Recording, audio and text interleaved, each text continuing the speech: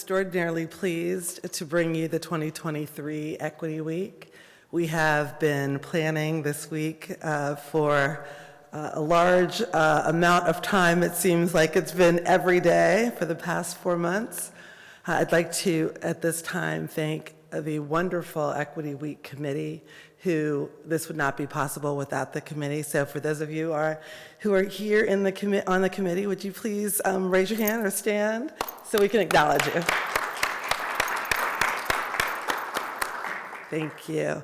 And it would be remiss if I did not introduce the Office of Equity Inclusion's program manager, who started just 6 weeks ago, I believe now, and jumped right in and has just made the lives of me and I know Maria a lot easier. And I want to shout out Antonio Montano. Thank you. I also want to say thank you publicly to Maria Ceballos Rodriguez in my office, who without her assistance, all of the programming and everything that's been put together would not be possible. So thank you. So I really appreciate our Vice President and Provost kicking us off, and there's a plethora of activities that he's mentioned that are going on all day, and then, of course, the rest of the week. So please definitely check, for those of y'all in the Zoom room and around, please check the schedule, all right? All right, so without further ado, I am so pleased to introduce Dr. Jermaine Williams to you all today. He has started with the college on February 28th, 2022, and so has just been here just over a year. And I'm going to bring him up now to greet you all, President of Montgomery College. Thank you, Dr. Williams. Thank you so very much. And if we can have just another applause for Office of Equity and Inclusion, and everyone who has contributed to making Equity Week here. Just another round of applause, please. Thank you. And always like to give a shout out to MCTV. Appreciate all of you, and welcome. I don't think you'll hear that enough, or I don't think we can say that enough. And welcome, especially trying to build a culture of inclusion. But welcome to Equity Week 2023. I'm honored to be here. As you heard, I didn't start, but too long ago, about a little more than a year. So this is my second Equity Week at the college, and I mention that only because I've learned so much about the college over the past year plus, and it's just been fantastic to gain the deep appreciation through my lived experiences and talking with others about their lived experiences in terms of how we not only espouse but enact this idea of equity and inclusion, how it is truly honored at Montgomery College. And that has just been a fantastic opportunity for me. And we think about, on one level, equity is about belonging, right? And we think about that. It's about listening to, we all share the lived experiences, so we can build communities where everyone can thrive, right? Communities where everyone can thrive, drawing people in so that they feel truly welcomed. When we're talking about students, we know this can drastically enhance, right, their level of engagement, right?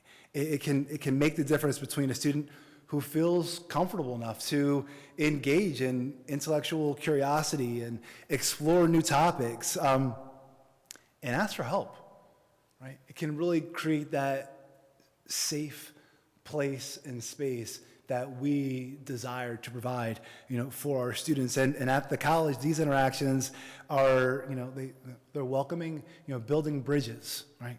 One conversation at a time. Bridges that lead to, that opportunity, that lead to that place where we all feel comfortable, where we all feel valued, we all feel seen. And that's what is meant when we talk about, the theme for this week, right? A culture of care, how we can build those bridges that create those places and spaces. And we know that it's done cumulatively, right?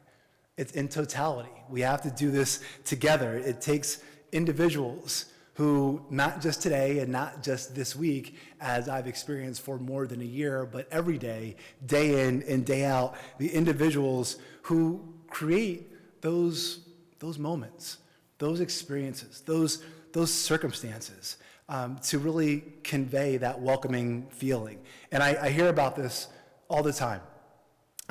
Stories of compassion, inclusion, and connection, and the differences that those experiences have made in the lives of our students, our faculty and staff, and our community members. I'm not understating when I hear it all the time. Creating a culture of care, with that said, kind of cumulatively, in totality, day in and day out, we know that it requires sustained effort, right? It can be demanding, right? Especially since we're all caring for ourselves at the same time, simultaneously inviting and attempting to care for others and be inclusive across a continuum while caring for ourselves.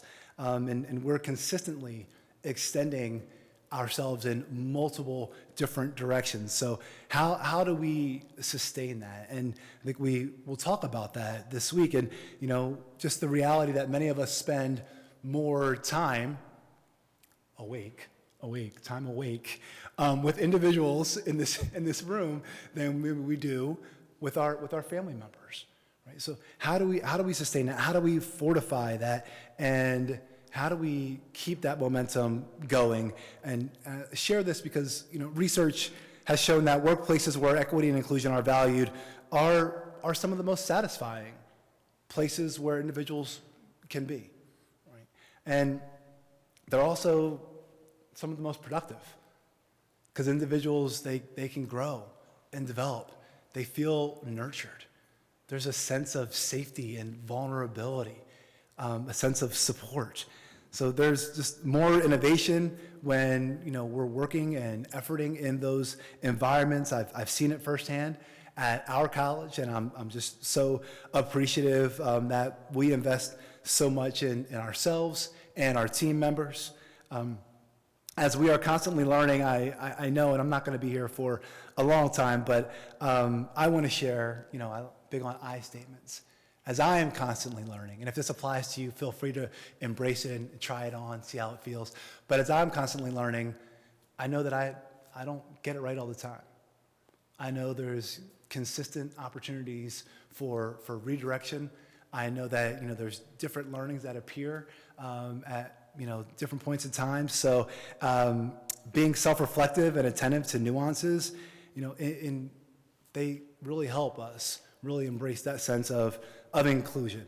And that's one of the reasons why I was just sharing this morning, and we were talking about Your Voice, Your MC, how we're initiating and continuing to initiate instruments such as Your Voice, Your MC to really hear about how our employees feel about their experience, right? And how we want to dive into that information so that we can help to ensure that we are creating a place and spaces that are inclusive, where people do feel valued, where we can advance the college with supporting each other. And equity is it's a catalyst for ideas that transform the student experience and our lived experience, which makes it so powerful. So as I kind of come to a close, I'll just share a little bit in terms of as we continue to build equity, we also have to nurture a common level of achievement, right? Common level of achievement for all of our students, for us as well. And in the next evolution of achievement, I think, we revisit equity and outcomes, right? And what does that look like? They say people rise to the level of expectations around them with equitable support. So what does that look like when we are asking ourselves about where inequities are and an opportunity for really reducing, and I will be so bold as to say eliminating barriers that are creating gaps that we see, knowing full well that there's opportunity for all the students we serve. So I want to be very clear when I talk about equity gaps, we're talking about helping decrease and eliminate equity gaps and also seeing all students excel. We're not talking about racial benchmarking, right? That's not the end all be all to get one group of students to where another group of students is, right? That is a presupposition that one group is kind of the group that we all need to meet, right? While we need to eliminate equity gaps, we need to do that in a way that is positively impacting all students because we know that we have room to positively impact all students. And that's why I appreciate groups like the President's Advisory Committee on Equity and Inclusion, Pacey, who we met a little earlier. You're so important. You continue to probe these questions. You continue to ask, we were just having a conversation at the table, is, what does it look like to have courses that are, decolonizing the curriculum? Or have all courses, right? What's the goal? Is the goal to identify select courses, or is the goal for the entire curriculum to be decolonized, right? And where are we on that continuum? Where are we in that conversation? Where do we want to go? So it's events like these that are so vital. They help us maintain our focus on just our opportunities and, quite frankly, our challenges. And we have to acknowledge what's there before we can start pursuing. Having a conversation about the Truth and Racial Healing and Transformation Centers, right? What is that going to mean to our college, right? That's the conversation, right? How is it East County Education Center? And what does that look like for Montgomery College as we try and advance our equity agenda, right? And we find excellence in equity. So I'll share that with you. And I just, again, as I close, just want to say thank you, everyone who's been a champion of equity.